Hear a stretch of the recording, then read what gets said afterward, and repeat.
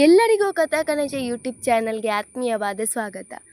ನಾನಿವತ್ತು ನನ್ನ ನೀನು ಗೆಲ್ಲಲಾರೆ ಕಥೆಯ 5ನೇ ಎಪಿಸೋಡ್ನ ಜೊತೆ ನಿಮ್ಮ ಮುಂದೆ ಬಂದಿದ್ದೇನೆ.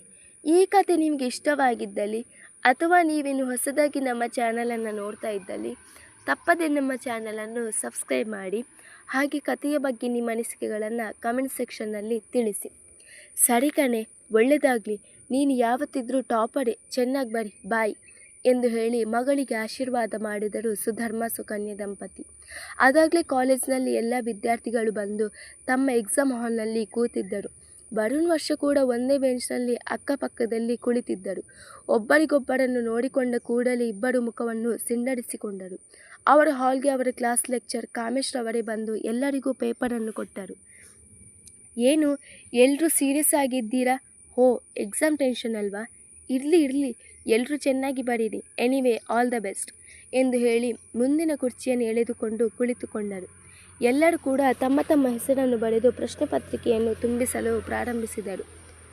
ಆಗ ವರುಣ್ ಮೆಲ್ಲ ಕೈತನಕ ಇದ್ದ ಉದ್ದನೆಯ ಶರ್ಟನ್ನು ಮೇಲೆ ಮಾಡಿದ್ದನ್ನು ಗಮನಿಸಿದ್ದಳು ವರ್ಷ.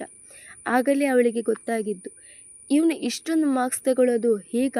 ನಾಚಿಕೆ ಹಾಕಬೇಕು ಇವನಿಗೆ.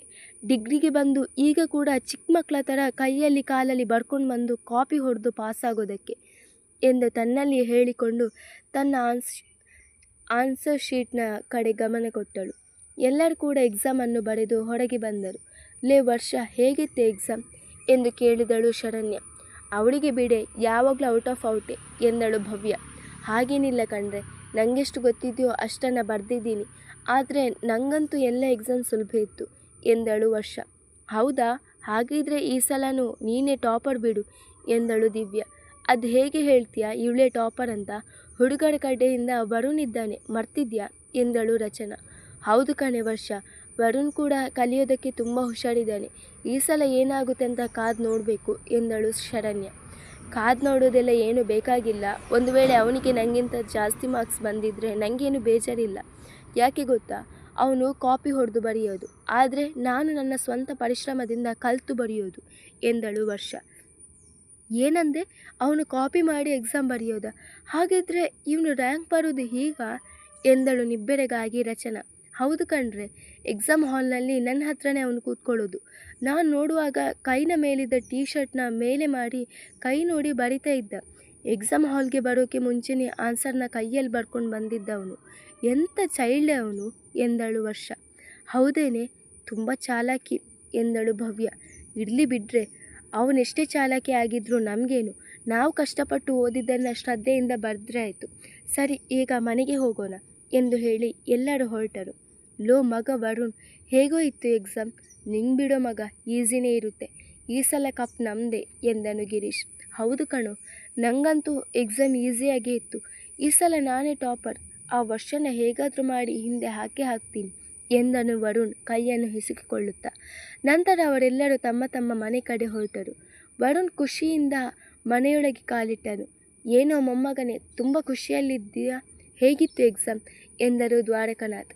ಅವನು ಖುಷಿಯಲ್ಲಿರೋದನ್ನು ನೋಡಿ ಕೂಡ ನಿಮಗೆ ಗೊತ್ತಾಗಲಿಲ್ವಾ ಅವನಿಗೆ ಎಕ್ಸಾಮ್ ಈಸಿ ಇತ್ತು ಅಂತ?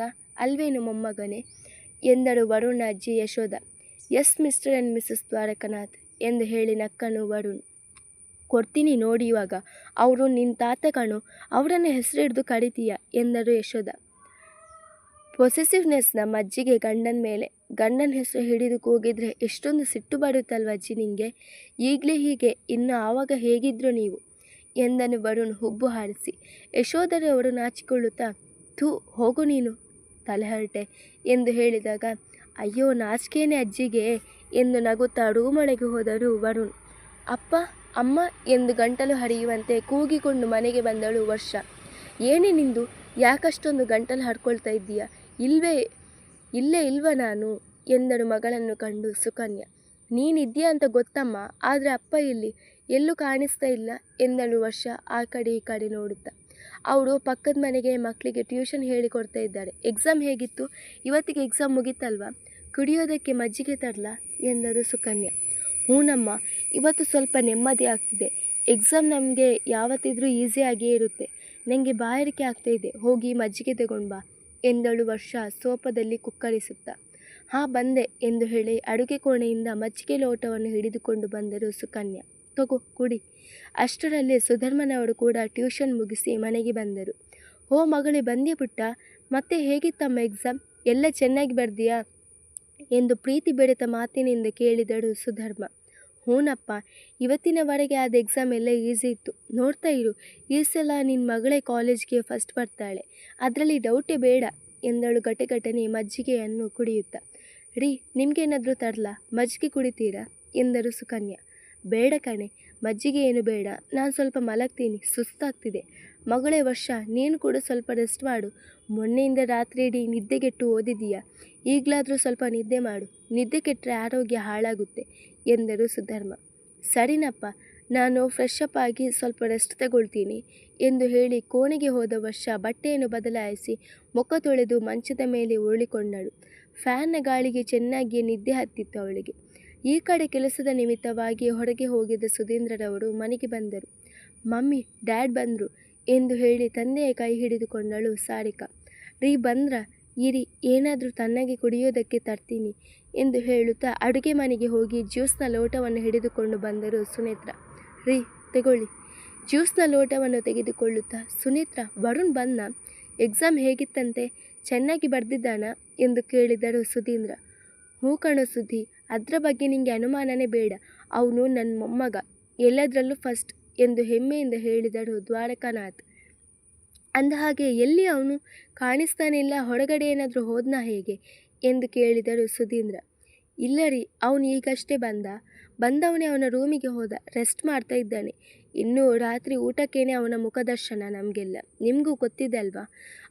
ಅವನ ರೂಮಿಗೆ ಹೋಗಿ ಸೇರಿಕೊಂಡ್ರೆ ಮತ್ತೆ ಊಟಕ್ಕೆ ಆಗುವಾಗಲೇ ಬರೋದಂತ ಎಂದರು ಸುನೇತ್ರ.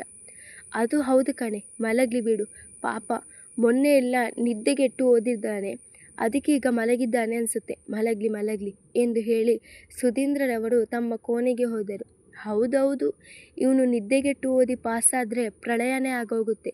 ನಿಮಗೆ ಇನ್ನೂ ಅವನ ಬಗ್ಗೆ ಗೊತ್ತಿಲ್ಲ ಡ್ಯಾಡ್, ಅವನು ಎಂಥ ಚಾಲಾಕಿ ನನ್ನ ಮಗ ಅಂತ. ಅವನು ನಿದ್ದೆಗೆಟ್ಟು ಓದಿ ಸುಸ್ತಾಗಿ ಬಂದು ಮಲಗಲಿಲ್ಲ.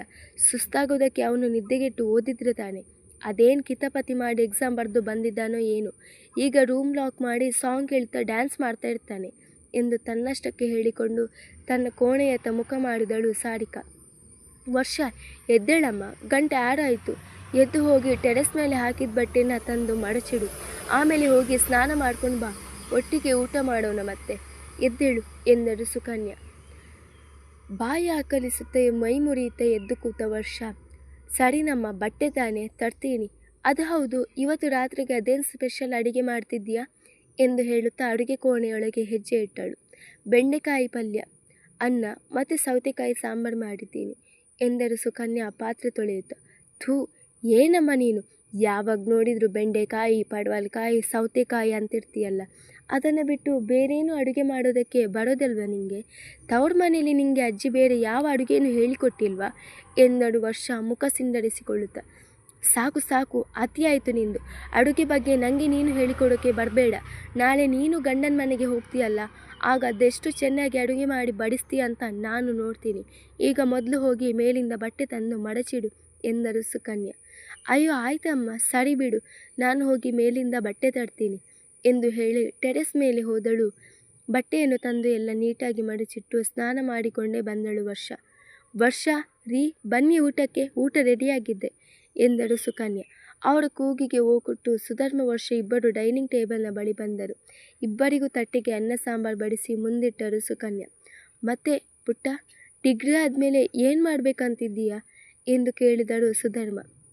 ಸದ್ಯಕ್ಕೆ ಅವಳದು ಓದಿನೇ ಮುಗ್ದಿಲ್ಲ, ಡಿಗ್ರಿಗೆ ಸೇರಿ 1 ವರ್ಷ ಕೂಡ ಆಗಿಲ್ಲ. ಈಗಲೇ ಯಾಕೆ ಈ ಪ್ರಶ್ನೆ ಎಂದು ಗಂಡನಿಗೆ ಕೇಳಿದಳು ಸುಕನ್ಯಾ. ಅದು ಹಾಗಲ್ವೇ, ಈ 3 ವರ್ಷ ಹೇಗೆ ಕಳೆಯುತ್ತೆ ಅಂತ ಇಲ್ಲ. ಅವಳಿಗೆ ಮುಂದೆ ಓದಬೇಕಂತ ಆಸೆ ಇದ್ದರೆ ಓದಿಸ್ಬೇಕಾದದ್ದು ನಮ್ಮ ಕರ್ತವ್ಯ ಅಲ್ವಾ, ಅದಕ್ಕೆ ಕೇಳಿದೆ. ನೀನು ಹೇಳು ಪುಟ್ಟ, ಮುಂದೆ ಏನು ಮಾಡಬೇಕಂತಿದ್ದೀಯಾ ಎಂದು ಮತ್ತೆ ಕೇಳಿದರು ಸುಧರ್ಮ.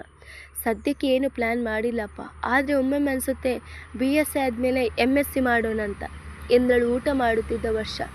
ಹಾಂ, ನೀನು ಜೀವನ ಪೂರ್ತಿ ಹೀಗೆ ಓದ್ತಾ ಇದ್ದರೆ ಮದುವೆ ಯಾವಾಗಲೇ ಆಗ್ತೀಯಾ, ಮುದುಕಿ ಆದಮೇಲಾ ಎಂದು ಹೇಳಿದರು ಸುಕನ್ಯಾ. ಅಮ್ಮ, ಮದುವೆಗೆ ಇನ್ನೂ ಟೈಮ್ ಇದೆಯಲ್ಲ, ಅದರ ಬಗ್ಗೆ ಈಗಲೇ ನಾನೇನು ಯೋಚನೆ ಮಾಡಿಲ್ಲ. ನನಗೆ ಮದುವೆಯಲ್ಲಿ ಇಂಟ್ರೆಸ್ಟ್ ಕೂಡ ಇಲ್ಲ. ಹಾಗೂ ಒಂದು ವೇಳೆ ನಿಮಗೆ ಮದುವೆ ಮಾಡಬೇಕಂತಿದ್ರೆ ನೀವೇ ಒಂದು ಒಳ್ಳೆ ಹುಡುಗನ ಹುಡುಕಿ ಮದುವೆ ಮಾಡಿ. ಆದರೆ ನನಗೊಂದು ಕಂಡೀಷನ್ ಇದೆ, ಅವನು ನನಗೆ ಮದುವೆ ಆದಮೇಲೆ ಕೂಡ ಓದೋದಕ್ಕೆ ಒಪ್ಪಿಗೆ ಕೊಡಬೇಕು. ಹಾಗಿದ್ರೆ ನಾನು ಮದುವೆ ಆಗ್ತೀನಿ ಎಂದಳು ವರ್ಷ. ಮಗಳ ಮಾತನ್ನು ಕೇಳಿ ತಂದೆ ತಾಯಿ ಇಬ್ಬರು ಮುಖ ನೋಡಿಕೊಂಡರು. ಕಂದ, ಇದೇನು ಹೇಳ್ತಿದ್ದೀಯಾ? ನಾಳೆ ಜೀವನ ಮಾಡಲು ನೀನು, ನಿಂಗೆ ನಾವು ಹೋಗಿ ಹುಡುಗನ ನೋಡಿ ಬಂದರೆ ಒಪ್ಪಿಗೆ ಆಗ್ತಾನ ಅವನು ಎಂದರು ಸುಧರ್ಮ. ಯಾಕೆ ಒಪ್ಪಿಗೆ ಆಗಲ್ಲಪ್ಪ? ನೀವು ನನ್ನ ತಂದೆ ತಾಯಿ, ನಿಮಗೆ ಆ ಹುಡುಗ ಒಪ್ಪಿಗೆ ಆದರೆ ಸಾಕು. ಯಾಕಂದರೆ ನನ್ನ ಒಳ್ಳೆಯದು ಕೆಟ್ಟದ್ದು ತೀರ್ಮಾನ ಮಾಡೋರು ನೀವು. ಅವರಿಗಿಂತ ಜಾಸ್ತಿ ನನ್ನ ಒಳ್ಳೆಯದು ಕೆಟ್ಟದ್ರ ಬಗ್ಗೆ ನಿಮಗೇನೆ ಗೊತ್ತಿರುತ್ತೆ. ನಿಮ್ಮ ಮಗಳಿಗೆ ಎಂಥ ಹುಡುಗನ ಹುಡುಕ್ಬೇಕಂತ ನಿಮಗೆ ಗೊತ್ತಿರಲ್ವಾ? ನನಗೆ ನೀವು ಮದುವೆ ಮಾಡಿಸಿದ್ರು ಕೂಡ ಅವನ ಬಗ್ಗೆ ತಿಳ್ಕೊಂಡೇ ಮದುವೆ ಮಾಡ್ತೀರಂತ ಗೊತ್ತಪ್ಪ. ನನಗೆ ನನ್ನಕ್ಕಿಂತ ಜಾಸ್ತಿ ನಿಮ್ಮ ಮೇಲೇನೆ ನಂಬಿಕೆ ಇರೋದು. ನೀವು ಯಾರನ್ನು ತೋರಿಸ್ತೀರೋ ಅವನನ್ನೇ ಮದುವೆ ಆಗ್ತೀನಿ.